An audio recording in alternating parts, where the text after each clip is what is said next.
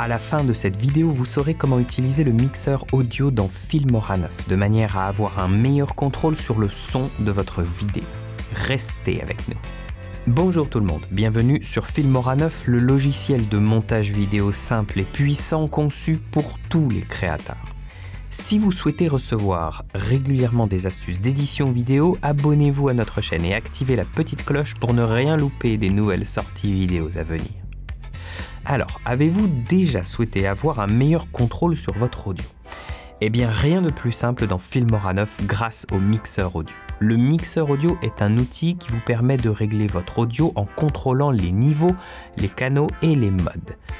Très bien, laissez-moi vous montrer comment utiliser cet outil audio.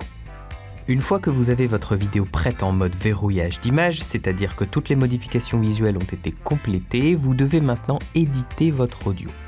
Nous vous conseillons de modifier les morceaux audio de votre montage en utilisant un casque audio. Il sera ainsi plus facile pour vous de repérer les erreurs à modifier plutôt que de vous fier uniquement au haut-parleur de votre ordinateur. Trop imprécis. Alors pour ouvrir le mixeur audio, sélectionnez son icône dans la barre d'outils sous la fenêtre de prévisualisation. Sur le côté gauche du mixeur, vous avez des commandes pour les niveaux audio de vos clips vidéo et les niveaux audio du son ou de la musique de la piste musicale.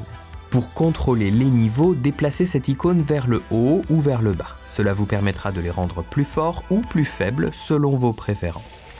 Si vous voulez ajuster le canal, vous pouvez le faire en tournant cette icône en forme de bouton.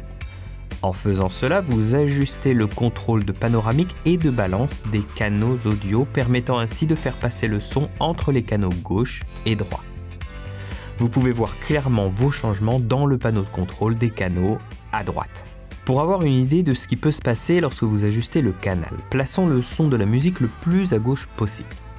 Pour y arriver, faites pivoter l'icône vers la gauche jusqu'à ce qu'il soit à -100. Très bien. Maintenant, donnons-y une écoute. Remarquez que la musique ne s'entend que sur le canal gauche et seule la partie gauche du casque est utilisée. N'hésitez pas à faire des expériences, l'utilisation du mixeur audio peut donner lieu à un son bien plus créatif que vous ne le pensez. Maintenant, ce grand cercle sur la droite affiche le contrôle du panorama et de la balance du son généré en fonction du mode sélectionné. Il existe deux modes, stéréo et surround. En mode surround, vous pouvez effectuer un panoramique de gauche à droite ainsi que d'avant en arrière en faisant tourner les petites icônes vidéo ou musique. Vous avez ici un contrôle total sur la façon dont votre son sera traité en sortie.